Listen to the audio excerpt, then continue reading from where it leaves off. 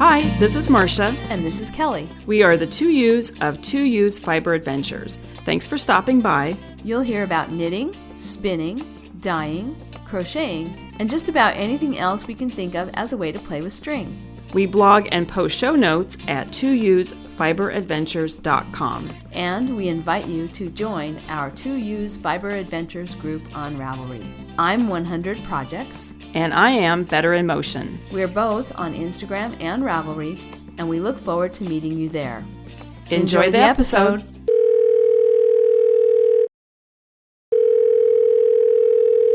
Hey, Marsha. Hi, Kelly.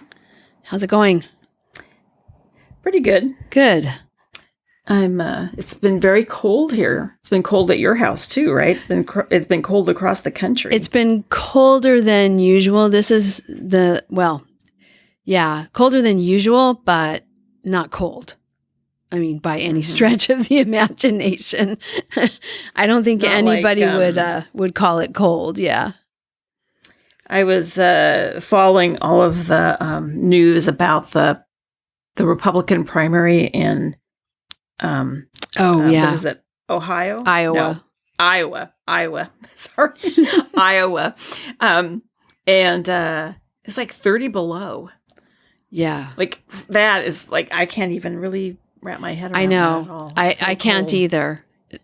That is just kind of, the coldest weather I've ever been in was 3 or 4 below. 1 year in Walla Walla. It was very cold. And then when it got up to 20, it felt like I could go outside in a short sleeve shirt. It was so warm. I mean, the difference, the difference was really dramatic. But that's a long time ago. And I don't want to be in that kind of temperature anymore. So here it was, I mean, for Seattle, very cold. It was like overnight, 13 or 14 degrees. Mm-hmm. But then in the daytime, it'd warm up to 17, 19, 20. Of course, this is Fahrenheit, obviously. So very cold for us. But my fountain is frozen solid. Mm-hmm. Anyway. But I think today it was 30, 32 or something. And to your point, it felt kind of balmy out there. Well, we have lots to talk about. Yeah. Especially you. My lots to talk about is mostly that I'm starting back to work this week, and I'm tying up loose ends like washing socks and washing my wool socks and laying them out to dry and figuring out what laundry needs to be done and getting ready for a presentation on Thursday, that kind of not fun stuff to talk about. So let's talk about your exciting things. Yes, I have exciting news. So, as everybody knows, Kim and I are sharing the Harrisville loom that we got free when we took the weaving class, Sue Willingham's and Janet Dawson's weaving class on Vashon Island. And so I made a set of towels, or I think Kim has made one set of towels. I've made one set of towels, and now she's in the process of making 8. I think I don't know where she is. I think she's on number 6, maybe, of 8. Mm-hmm. So in the meantime, I got word of another free loom, an offer of another loom. And so we took it. And the idea is we're going to use this one and then get rid of the Harrisville. Mm-hmm. So this is and Kelly, I'm not sure if I'm pronouncing this correct, Leclerc? Mm-hmm. Is that how it's pronounced? I don't know. That's how I pronounce it. Okay, I'm going to call it Leclerc, and I believe it's a nihilus. Mm-hmm. It's a 4 shaft, and it has 6 treadles. So I guess you can tie it up. You can tie it up different ways, which we cannot do on the Harrisville. Right. It's called a direct tie-up. Is the Harrisville? Yeah. Mm-hmm. Yes. And so, as we talked about in episodes past, I have another kit for towels, but I can't do that one now because I have to change the tie-up, you were telling me. And again, everybody, I don't know exactly what I'm talking about. So I'm still a new weaver, so bear with me. Anyway, very exciting. Our friend Kelly, who lives on Vashon Island, has a friend who is getting rid of her loom, and she gave it to us, which was so generous. And my brother and I went over last Monday. I rented a van and took the ferry over and picked it up. And it's very heavy. We took the front beam, or is that what you call it? What's the roller? Is that the beam? Yes. That rolls up on the beam. We were able to take that one off. It's very heavy. She said the back beam, she said I would not even mess with taking that one off. And so we didn't. It was very awkward carrying it out of her basement and then up this, because it's pouring down rain, I should say too. Because everything you do when you move something in Seattle, you move it in the rain. We got it into the van. I dried it off and everything. And so when I got home, we just put it in the garage until waiting for a dry day. And so then that Wednesday of last week, it was dry. So Ben helped me move it into the basement, and he figured out how to take that roller off. So we didn't actually take the back beam off, like taking it out of the wood frame. He figured out how you could actually unscrew. There was hinges that hold that back beam on, that whole wood structure. Yeah. He was able to take that off. So it was, when you only had the one on, it wasn't so heavy as it was just really unbalanced. It was difficult to hold. So he figured out how to take a lot off, and we were able to take the shafts off and really sort of disassemble it and then bring it into the house, and he reassembled it. And some things were kind of loose, so he tightened things up, and he did a great job helping me do all of that. So it's in the basement. I now have 2 looms in my basement. It's a little tight down there.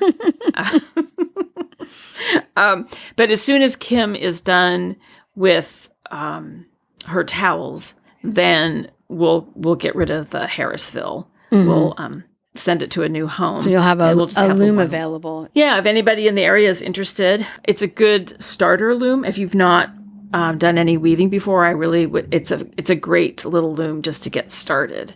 And I think we would have just kept that one for a really long time. It's just that this one became available. So if you have a chance to upgrade, why wouldn't you, right? So we did. So if nobody's interested in it, I think I'm going to contact the Seattle Weavers Guild, because they have a newsletter that goes out every Saturday with looms for sale and things and also looms or any kind of equipment that people are giving away. So I'll contact them too. So I'm going to do a project on it. And Kelly, you were great. We had a conversation on Saturday. We made an appointment. We had a conversation because I said I needed a PhD to help me do the math on. Now, your PhD's not in math, but anyway, I felt like I needed a PhD. So I decided to do my own project and not do a kit. And the reason I decided to do this is Kim had a whole bag of lace weight alpaca that she was just going to give to the Goodwill, and she asked if I was interested in it. And I thought, well, why don't I weave something with that? Almost all of it is the same brand, so I think I'll be okay. Even though I'm using different colors, it's all the same yarn, just different colors. And there's one color I'm going to use, a dark gray, that's actually alpaca and silk. So that will react differently. But anyway, I was really surprised so let me just back up. Kelly, you did a calculator sheet for the Winter Weave Along a couple of years ago. So I worked through that. You sent it to me, and I worked through that, and I did get stuck. And so then when we talked, we just started over again and worked from the very beginning. And just going through that sheet was really great, because I have a better understanding of how you figure out all the measurements. It's not unlike knitting, doing like a gauge swatch for knitting. Right. It's not the same, but it's kind of similar. You have to know the size of your yarn that you're using, and using that chart to get your project set up. It's kind of like if you were knitting and using one of those patterns that's more like a recipe, where it says, okay, what's your gauge, and what size do you want the bust to be, and how long do you want the arms to be, and once you have all that in place, then you can do that do those calculations. So, but I'll put the link to the calculator and the sample weaving calculation in the show notes. There, and anybody who You're going to have to help wants me do that. I'll tell you. Well, I'll put them in the show notes now. But to tell people where it is, if you go into our Ravelry group, you'll see on the top where it says, To Use Fiber Adventures. Let's see. Let me get to that. And then there's like overview, forum, pages, bundles. There's all these little tabs at the top if you're on a computer. I'm not sure where they show up if you're on a device. But anyway, there's different tabs. And one of the tabs is pages. And one of the pages is a recipe of Marsha's for spicy red lentil soup. And the other page is winter weave-along lessons, which it has a few things in there. But one of the things that's in there is the from 2018-19, this handout that is the project planner. And then it also has an example of the project planner with, the numbers filled in so you can see how it would look if you filled it out. Yeah. So it was a really good conversation, and I learned a lot going through that calculator, and then having you kind of hold my hand as I went through the calculator. I'm laughing, Kelly, because we had a conversation, as we always say, we had a podcast before we actually recorded the podcast, that conversation. And in that conversation, I said, you need to give me a stern talking to, because I now need to wind the warp, and I have all these random colors, and me being me, I want to figure it all out on a piece of paper exactly how I'm going to organize the colors. Mm-hmm. And I said to you, you need to give me sort of like that metaphorical slap across the face, like snap out of it. And you have to just be, throw care to the wind. Yes. And just be free, Marsha, be free.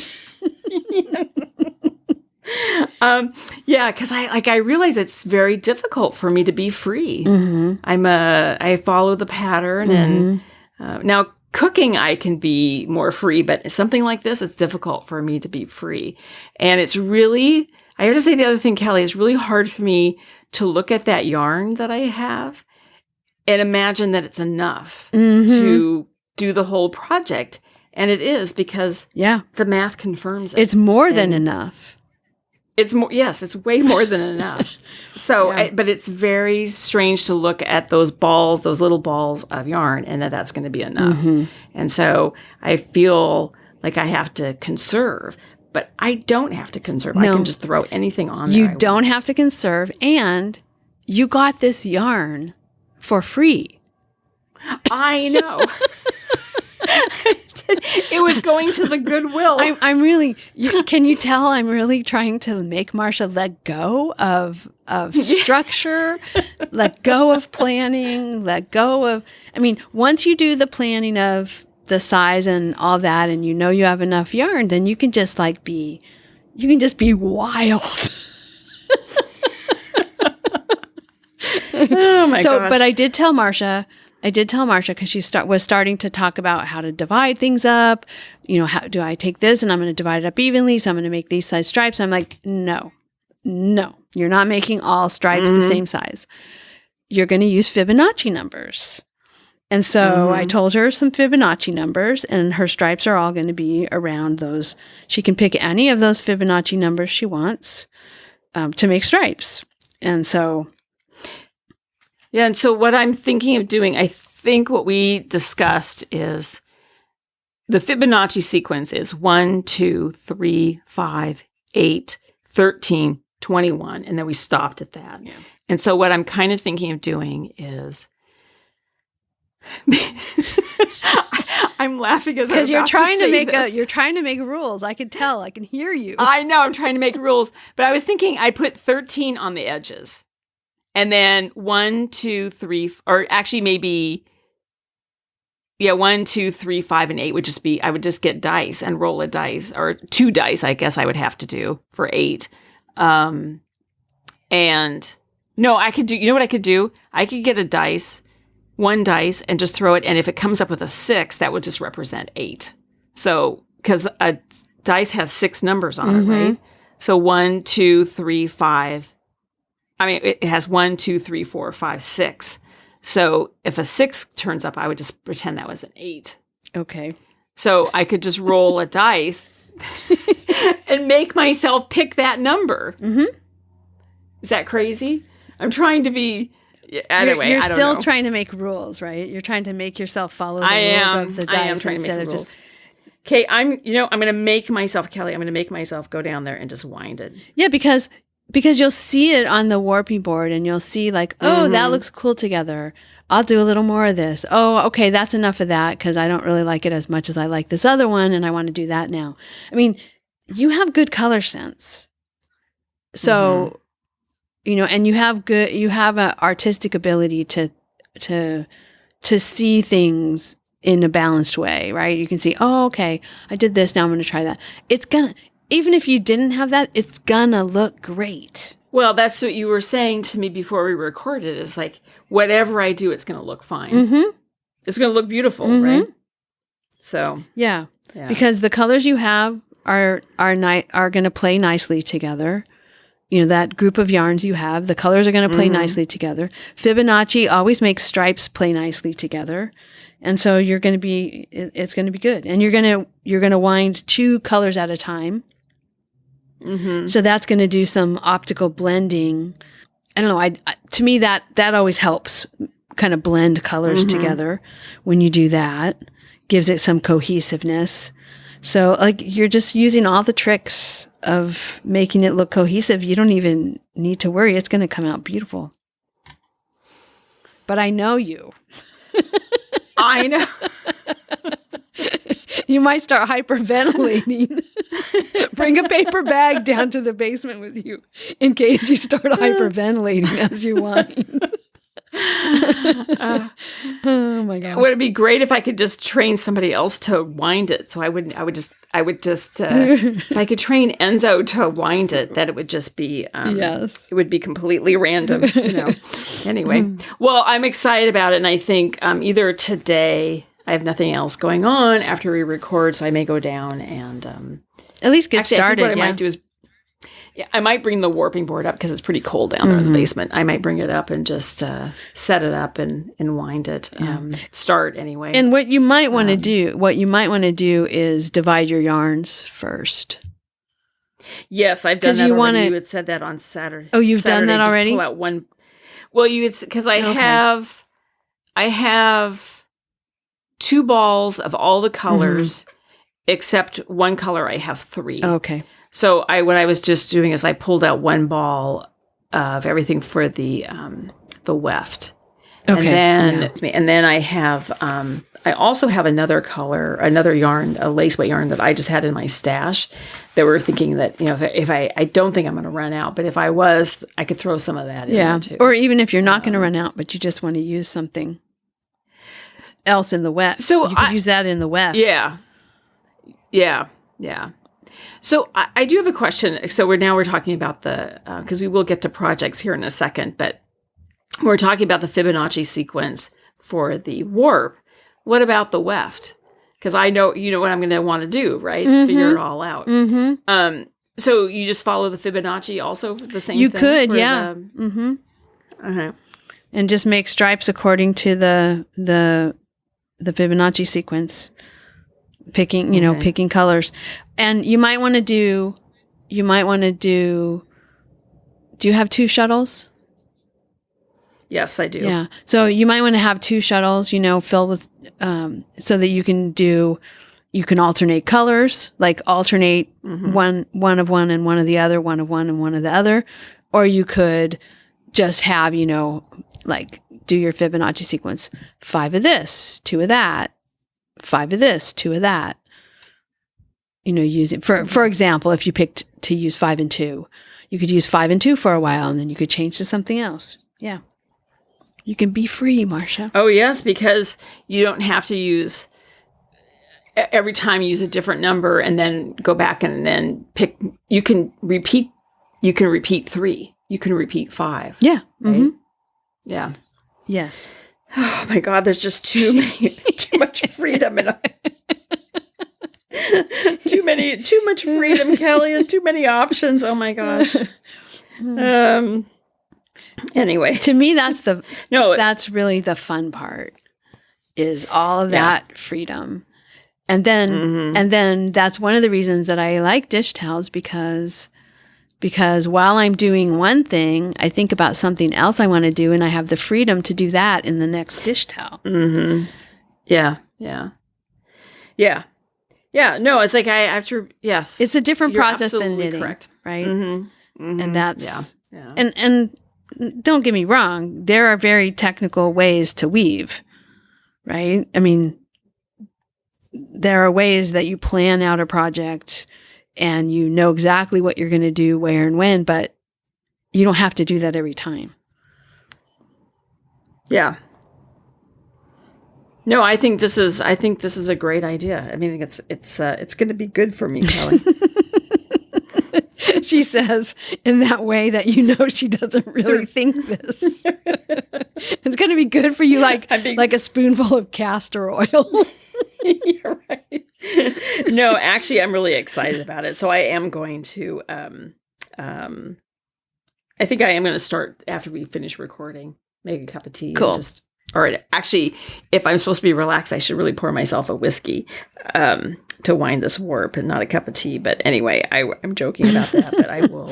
I think I'll do it today, or I have tomorrow's. I have an appointment in the morning, and then I'm completely free, so I may do it tomorrow too. So anyway, okay. So anyway, thank you to Kelly Brook for connecting me with her friend on Fashion. And lovely woman, and hopefully I'll see her. She's a member of the Seattle Weavers Guild, so hopefully I will see her there. Very cool. Yeah. Anyway, well, should we talk projects then? Yeah. Let's talk projects. I'm going to go first because I have very little again to talk about. So I have been very monogamous, or bigamous. I've had only 2 projects for the longest time. I finally did finish the purple gray socks that I was making for Robert. So they're done. They're in his drawer. He's tried them on. He likes the fit. They have the kind of toe he likes, which is where you do like crown decreases like you do on a hat. And that makes the toe, and then you get down to a certain number, and you just draw your yarn through them and pull it tight. Okay. So that's the kind of sock toe that he likes. I don't, but he does. So that's what I make for him. And because my counting is suspect, my ability to count correctly is suspect. I always have a little bit of a problem making the toes be exactly the same as one another, but I think I did a pretty good job on this one. I had to back it down a little bit as when I got done, and I looked at them and was like, okay, wait, that's not going to work. So I had to back one of them down and redo it to get them right. I know what I'm supposed to do. It's just a matter of, do I actually count properly for the number of rows? And of course, when you get down to the end, it's real easy to go. You go faster and faster, so it's easy to miss a row. Yeah, miss marking down a row, right, when you're supposed to. So the yarn, I started thinking, where did I get this yarn? I couldn't remember, and I finally remembered I had bought it at the very last Stitches. The very last ever Stitches event, and the yarn is called Comfort and Joy. And I bought 3 of them from that booth, and they were all like one of a kind. There was something wrong. They're called oopsies. So there was something that didn't go right. I don't know. I thought it was lovely. The color was really nice. The yarn was really nice. And so I thought, I wonder, I hadn't heard of that yarn dyer before. And so I looked. Well, it turns out that it's from a yarn shop called Pearls of Joy in Healdsburg, California, which I may end up traveling to as a part of my quest for I think Healdsburg is near one of the parks that has the Bay Area Ridge Trail in it. If I'm thinking correctly about where Healdsburg is. So anyway, I'm linking to that shop in the show notes as well. It may be that some of our listeners in Northern California have told us about that shop before. I don't know. But anyway, I just went online and found it. Pearls of Joy in Healdsburg. So I'm looking forward to using their yarn again. I have 2 more sock yarn skeins. But it'll be a little while before I cast on another pair of socks, I think. So, but they're done. And then I am making huge progress on my second project, which is the squares, the woven squares. So I ended up with 210. I had 211, but one of them was just really super dense. I think it was a DK weight yarn. And it was just too different than all the rest of them. So I tossed that one out. So I have 210 squares. I'm making strips of 14 squares each. And I've got I'm working on the 8th strip right now. So that's going a lot faster than I thought. Of course, I'm not at work yet. And when I start back to work, maybe it won't go as fast, but I'm a lot further along on this project than I thought I would be. And so it's hard to imagine from the number of squares in my basket, but I should be able to get 15 of these strips. So that would be not quite the size I would want, because that would be about square. The 14 is a good width, but I think I want it a little longer. So then it's going to have to just wait for me to have more leftovers and make more squares. And can I interrupt and ask a question? Yeah. How are you sewing them together? Just with a needle and the yarn? Yeah, Or are you crocheting? I'm using the ends. So I left a long end. When I finished each square, I left a long end, a tail. And I'm using that tail to do something like a mattress stitch, but for weaving. I don't know if that's what it's really called, but, I'm picking up a loop on one side and then kind of figure 8 circling over and picking up the loop on the other side. And it's making a nice, both sides look good. It's really literally just butting them. It's kind of like butting them up against each other and sewing them together. But instead of butting the edges up together, I'm just putting them next to each other. And then I'm picking up a loop on one side, looping around, picking up the loop on the other side. Okay. So I looked online and found a few different ways and kind of experimented, and that one gave the best results for my squares. I'm looking at your picture on Ravelry. Looks great together. I organized them into a nice little basket. I emptied a basket that I had and organized all my squares. And speaking of random, so I had first thought I would just grab them randomly and sew them together. And then I got all the squares into little piles by color, put all the ones that were alike together, because I wanted to know, for example, those green and yellow and brown ones, I'm going to need to use them up at a little faster rate than some of the others where I only have 1 or 2. And so I wanted to know how many of each I had, have a sense of how many were left so that I would know, I have to use 2 of these in every strip of 14, or I have to, that kind of thing.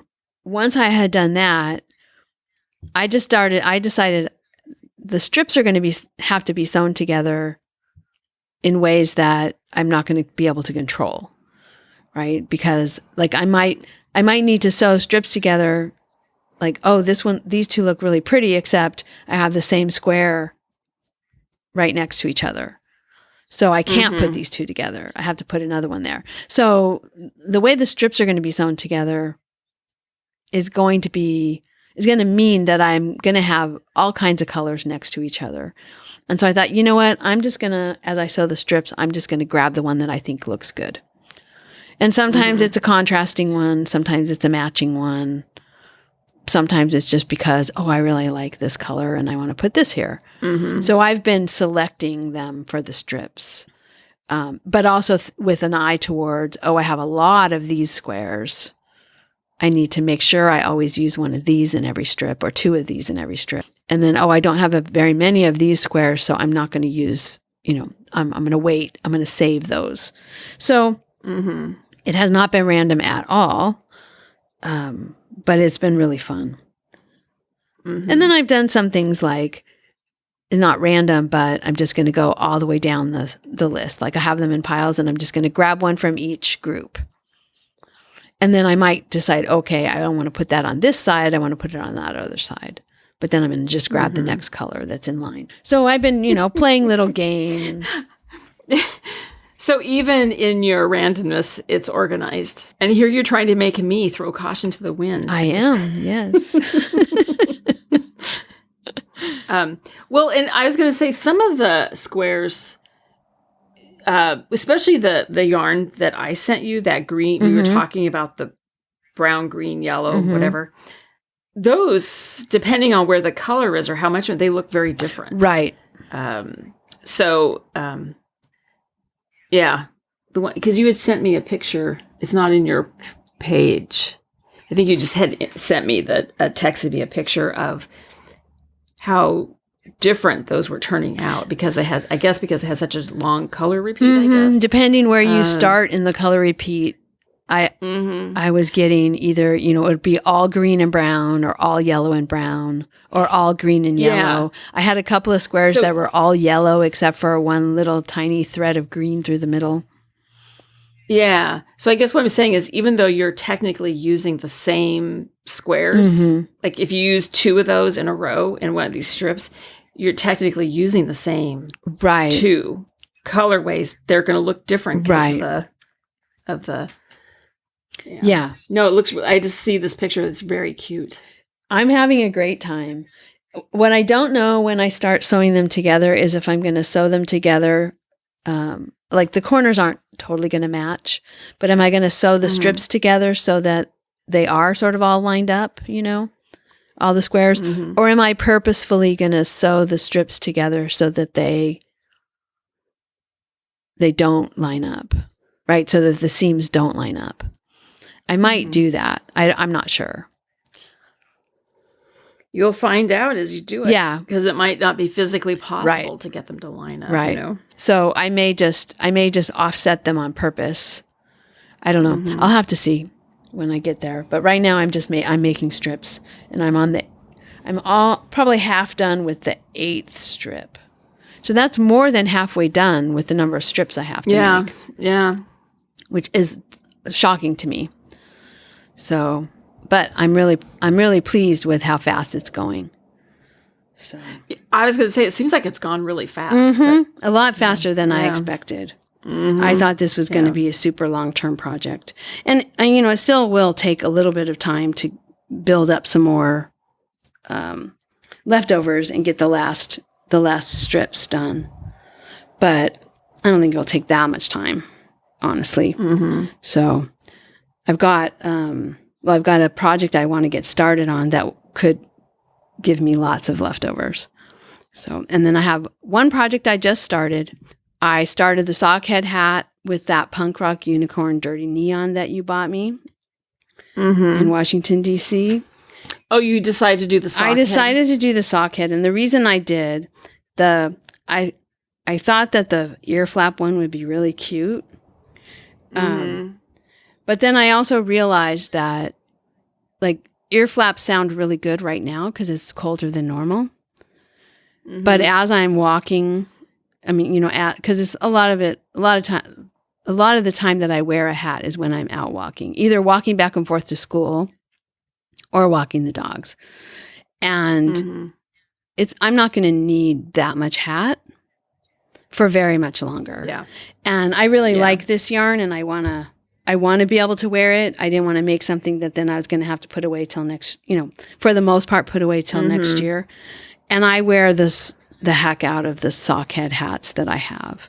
I wear them all the time. In fact, the one is so disreputable. It's, I want to say it was Malabrigo it was either Malabrigo or Madeline Tosh. And it was a colorway that every time I saw a skein of it, it looked different. That same colorway, but the all the skeins were different. But it was a kind of a bluish purple, and now it's so faded. It's like this sort of drab, dusty purple color. And when you put the hat up to the light, you can see sections of the hat that it's really thin. It's like any minute now it's going to have a hole in it. Like, how do you wear a hole in a hat? Like, I was going to say, like those, yes, how do you wear, that's a good point, or a good question, but it's like those T-shirts that you wash them and like all the cotton sort of disappears and all that's left is the nylon, that's kind of what it's like. Yes, it's kind of like that. And all the color has, like the inside of the hat, you can still see a little bit of the original color on the inside of the hat, but it's terrible. And it's... Oh, is this your camp hat? Is that the one you made called camp hat? No. You would have called it. No. Is it the Spectrum hat? Yeah, I think Spectrum. Spectrum, is it kind of, it's purpley blue? Yes, it's not blue anymore. It's a red. Okay. Now it's a red purple. Okay, it is Madeline Tosh lace. Okay. And yes, it is the sockhead slouch hat. And I held it double. I held the lace double, Okay. I'm pretty sure, in that hat. Anyway, I have worn that hat to death. And then I made another sockhead hat out of my leftovers from the sweater, the friend's sweater. And you did hold this double. I'm reading your posts, Kelly. your project. So the sockhead hat I'm wearing most often, well, I just washed it, so it's available to wear, is my green one. That's the same colors as the sweater that I made. And I made it from the leftovers of my green striped sweater. The Rachel sweater, I think, is the one is the sweater pattern that I used. Okay. And so I thought, you know what? Those two hats are my two favorites. And for all year round, the thicker ones I don't wear as often. And so I thought, I want to wear this yarn. So I'm going to make myself a socket, and I'm going to make it the full size. I'm going to, I think it's like 9 inches of ribbing, and then the slouchy thing. Yeah. Yeah. I'm going to make it the full on slouch. So, but I'll have yarn left from this one too. I had yarn left from Robert's socks, a little, very little from Robert's socks. And then I'll have yarn left from this hat. So those are my projects for right now, such as they are. All right. Only 3. My projects then. So my future weaving project, which may start today, we'll see. Then I've not finished anything. Okay, this is out of order. I'm not going to talk about everything because there's some things I haven't even picked up. But I will say fine sand. I think the last thing I said I was going to do, and I've not done this, is I'm going to wash and block it again. But, as I say, stretch. That's not the correct term, but I guess block it into the dimensions I want and see if I like that better. I haven't done that yet. I'm working on the socks that I've been making for myself. I'm on the second pair, and I would say I'm almost done with the heel flap. And then I have to just turn the heel, and so I'm making progress on those. And then the other thing I've been working on quite a bit is when I went to the Fort Worden Knitters Retreat at La Mercier, I bought the 2 braids, and I finished last night. I finished the first braid, spinning that up. And and then last night, I just split the second braid into 2 long pieces, and I'm just pulling off short pieces from that and spinning it. So, Kelly, do you remember the first braid? I actually split it into 10 pieces, long strips, and now this one I'm just doing it in half. Okay, and then I'll apply those 2 together. I will say, I think I'm going to a lot of work that may not be necessary given the way the first yarn spun up. There's not a lot of color differentiation. It's a very subtle. now I don't even remember. Isn't that terrible? I don't even remember what color. It's basically blues and greens, predominantly blues and greens, and it's just coming out kind of gray, a little bluey gray kind of. It's interesting. So I think that my technique probably would have been more noticeable if I had done something that was highly contrasted. Yeah, like a hand painted with different colors. Yeah. I don't know, but I'm doing it. Cool. It'll be interesting to see how it turns out. And I like spinning with this yarn. We talked about before, it's quite compacted, but, it's working out. I like spinning with it. Mm-hmm. And that's about it for me with projects. And you're doing that on your e-spinner, right? Yeah, I am. Which, by the way, just to update on everybody, it's working great. Oh, good. I had the defective battery this summer, and I got the new one, and I spun since I got what was that? I got the new battery in August, and I've had no problems at all. The battery or the motor? It was the battery? I'm sorry, did I say battery? I meant motor. Okay. It was the motor. It was the problem. Yeah. Cool. I think I have batteries on my mind because Ben has a Prius, and the cold weather affected the batteries. It didn't start, so it must be why I have batteries on my mind. Anyway, that's it for me for projects.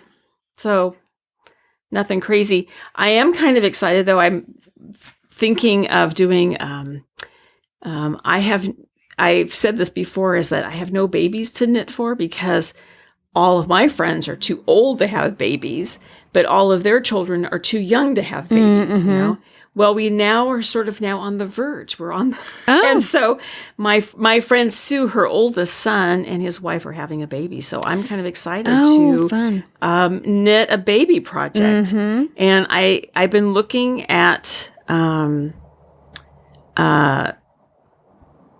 fact, I made a folder here. Okay, I found some really cute sweaters. The one I think is adorable, it's called the Teddy Sweater and Hat. And it's, who's the designer here? Jody Luwanda.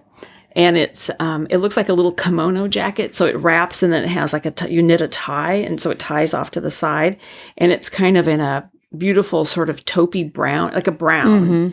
And then edged with white or cream. And then it has a matching hat and this is all done in garter stitch.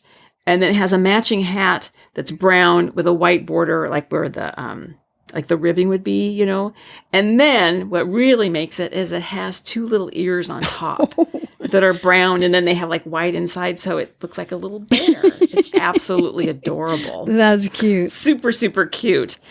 And then the other one, I went to a knitting thing on. There's another one I was looking at too called Baby Kimono, and it's the same thing where it crosses over, and then there's sort of buttons on the side. And that designer is Elizabeth Jarvis. I thought that was awfully cute. And then. And I do remember this one. I went, as I said yesterday, Sunday, went to a knitting meetup and was talking about this. And everybody recommended the Baby Surprise Jacket by Elizabeth Zimmerman. Yeah. And very popular. So popular, there's over 30,000 projects. Wow. This jacket. Yeah, I've never made it. I've looked at it several times and thought, I should make one of these. And then I have never made it. The baby sweater, there's a few of them that I've made that I really like. But the in threes is the one the pattern that I've used probably the most often. And that's that granddaughter dress if you're looking at my project page. Okay, I'm going to go back to your page now here. I left It's called In Threes, a Baby Cardigan by Kelly Herdrich. Okay. And the thing I like about this one is I've made it for several. Oh yeah, you were working on this when I was down at there Stitches. for Stitches. This was the sad beige sweater. Remember I had all those yarns. Yeah, we were laughing about the sad beige sweater, but actually this turned out to be more pink than beige. But I used all those cottons. But I've also made it with made other versions of it. Anyway, one of the versions that I made, one colleague was having twins and the other one was having just one baby. Anyway, both of them have sent me pictures, both when their child was a baby wearing the sweater, more like a dress, and then like years later wearing it as a little vest. And so it's like, okay, this is really cool that this can be used for some. First of all, it's cool they kept it so long, but cool that they were able to use it for so long, both as when their child was a baby and then again, like toddler or young child age as a little vest. So anyway, that's one of my favorites to make. I've made that several times. Yeah, I'll take a look at that because that's very cute. Now, I should look at other projects. Of course, I'm looking at your project and it's in pinks. So it looks very much like it's for a little girl. But I guess if you change the colors, it'll work for a boy too, right? Yeah, maybe because not as much because it has a little like cap sleeves. It's probably more of a I would say most people would think of it as a girl's sweater. Okay. But I don't know. When I look at the project page, the pattern page is all little girls. The other one that was recommended also at yesterday was the designer is Karina Spencer, and it's called the Gift Wrap Romper and Sweater. Oh. And it's very cute too. But it's a lot of buttonholes because it goes from the neck down, and then the button band goes from the neck all the way down to one leg. It's a lot of buttons to put on. I'm not sure about that. Yeah. Anyway, but the other thing I would say is the Elizabeth Zimmerman pattern. It seems like it's really versatile. This baby surprise jacket, because just looking at some of the projects, it looks like a lot of them are done out of like a variegated yarn or self-striping yarn. So you get these interesting stripes. It almost looks like Noro or something. And then some people have just done it out of solids and put in a couple of stripes, and they're very good looking too. So it seems like it's very versatile. Yeah. Someone here has put a hood on it, but it seems like it has a lot of options for how it's going to look depending on the yarn that you choose and how you put it together, the colors and whatnot. It seems like it works very much for boys, girls, or just if you don't know the sex, just something unisex. So anyway. Well, cool. That's fun that you get to knit for a baby. I know. Finally, somebody in the circle of friends this kid is having a baby. I'm excited. That's cool. That's very cool. Anyway. Well, I have something in my plans. I really want to I want to get in the mood. I'm not yet there, but I want to get in the mood of just casting on bunches of things. 'Cause I've got a shawl that I want to cast on from Gift Yarn, and I've got the dark academia sweater that I want to knit out of last year's Knockers yarn. That's the one where I think I'll have a lot left over because I bought a sweater quantity, but if I buy the contrast color, then I'll have a lot of that left over, and I can use that for squares too. I can take a whole maybe a whole half a. I don't know if I want to use a half a skein, but I can cut from that yardage quite a bit if I've got a contrast color. So that's a possibility. I've got some things in my queue that I want to go back and dig out from the bottom and bring up to the top and kind of organize that a little bit and think about what I want to knit, because it's been a long time since I've knit a sweater, and I really am enjoying that Rachel sweater. So I might want to knit another one of those.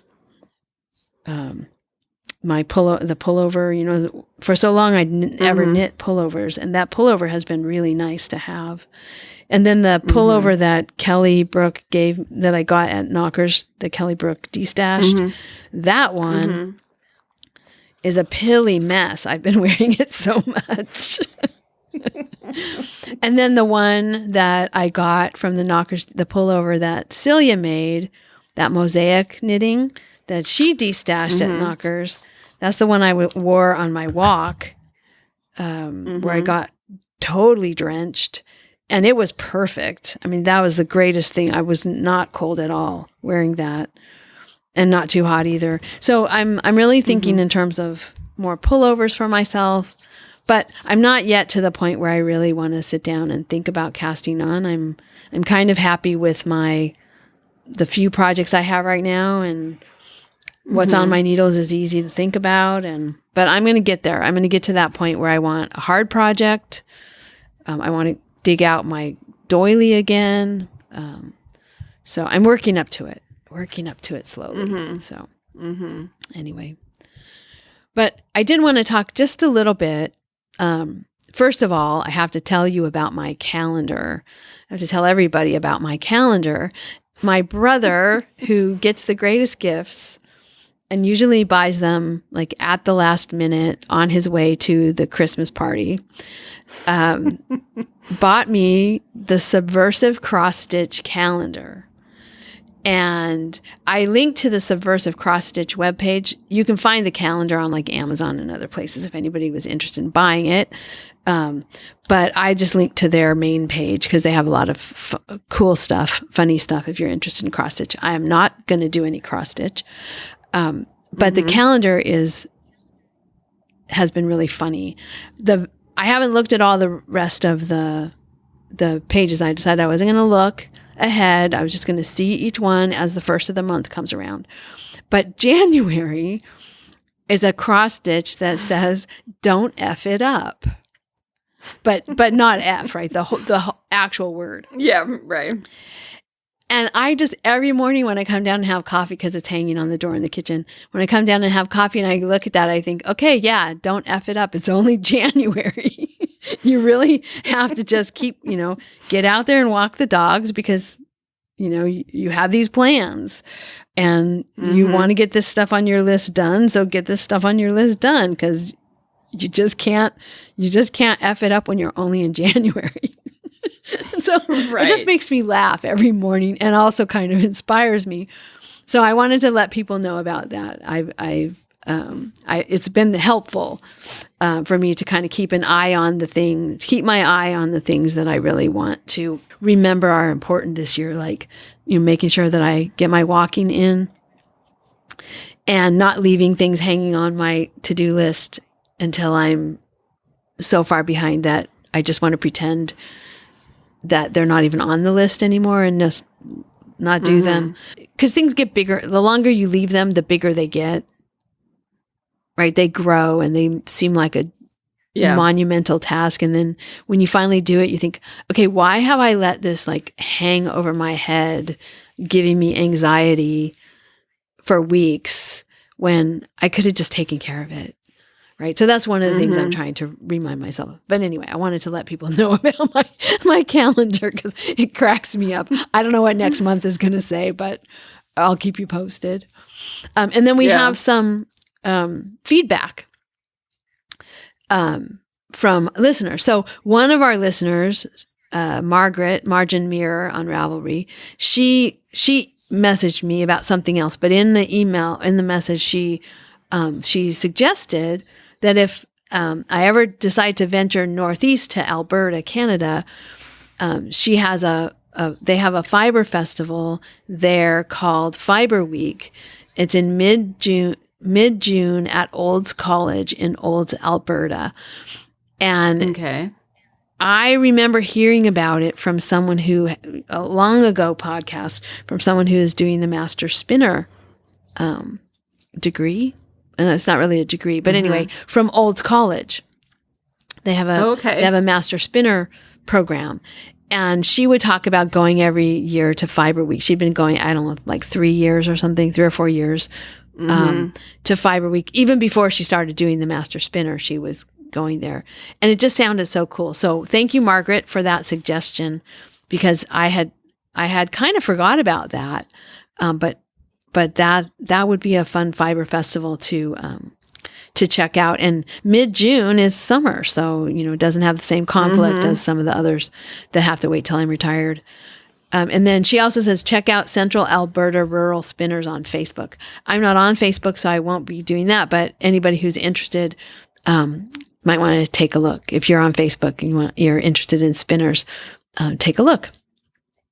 So that was one piece of feedback. And then the other feedback, Jill, who you met while you were in Washington, D.C., she sent a message about an interview with a shearer on the Long Thread podcast. And it turns out that shearer is Stephanie Wilkes, who we interviewed. Oh, right. So thanks to Jill for that information. I want to give that out to everyone. It's the Long Thread podcast, and it's the December 29th episode. So a very recent episode was an interview with Stephanie Wilkes. And then we interviewed her. I had to go back and look. We interviewed her on episode 101 in 2018. So it was fun to go back to those show notes. And what I noticed when I went back to those show notes, Marsha, I have to give you a hard time. Yes, I see this here. I see this here in the show notes. When I went back to episode 101, that was when Marsha announced that she had started the Claire Garland rabbit. What is that, 5 years ago? That was when I encouraged you, Marsha, to cast on more things. And you started like a wild frenzy of having multiple projects instead of just a sweater and a pair of socks. That's when I became, what did you say, is a bigamous knitter? Yes, or a promiscuous knitter. Promiscuous knitter. That's better than anyway. Yes. Oh. Well, yes. Oh, God. I had to laugh. I don't Yeah. often go back and look at old show notes, but it was kind of funny to go back there and take a look. It took me a while to find. I had help because I knew we interviewed her after her book came out. So I looked at the copyright date of her book. So I knew that it would be in 2018 probably that we interviewed her. So I went searching back through the old show notes to find out which episode it was. And it was episode 101. So but I haven't listened to her interview on the Long Thread podcast yet.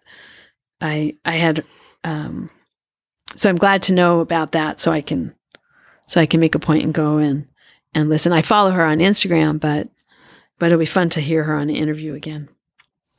Yeah. She's very interesting. All right. And then Winter Weave-A-Log continues. I'm going to join it now, Kelly. Yay, Marsha. So that ends March 31st. And we talk about this every episode, but join in the fun. Yeah. And right now, the thread has almost 600 posts. And over 700 people are reading. So that's kind of cool to know. Oh, I know what I wanted to talk about. I missed something. Thinking about Ravelry and our Ravelry group and the Winter Weave-Along,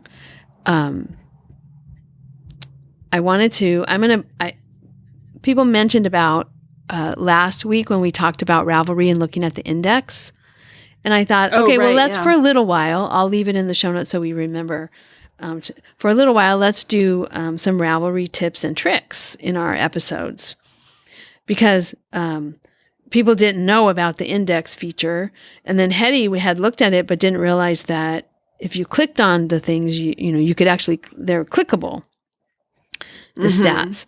So I thought, I'll talk about something else in Ravelry. And for a while, I was kind of worried about Ravelry. And, that's where our community is for the most part.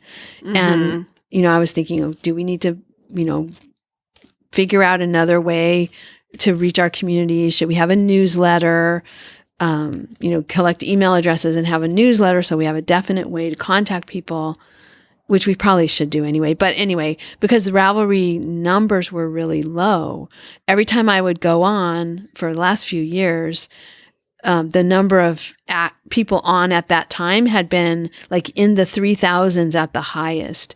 And that was pretty low compared to its heyday high point. But you can find this number on the main page, and you might not start on the main page if you have Ravelry bookmarked. You might not start on the main page, but if you just click on the little R dot, you go to the main page, the little, logo. And it tells you on the main page how many active Ravelers there are. Let's see. Well, they're online right now. Yeah. How many online or does it take right now? And then if you click on that, so right now it's 42.45, and it's been in the 4,000s recently, no matter what time of day I look or what weekday or weekend, which that makes me feel better because it seemed like it was really declining there for a while. Mm-hmm. But if you click on that, again, that doesn't look like it's a link. But if you click on it, it is a link. And then you get a page that has more details about the Ravelry stats. So like how many accounts have been active during the last 7 days, the people who are on right now, where are they coming from? US, Canada, Germany, United Kingdom, Australia, etc. It's just kind of fun to see. This morning when I looked, there was one person who was online from Antarctica. That Antarctica is not represented now. So she must be, or he must be at work, maybe doing work at in the Antarctic station or whatever. So anyway, I thought this was a fun little thing to look at. I like to know this kind of stuff. I also like, there's a link there, you can find it other places, to the project radar, which is where you get to watch your projects come through. We've talked about that before. There's also a forum radar where you can watch as forum posts come through.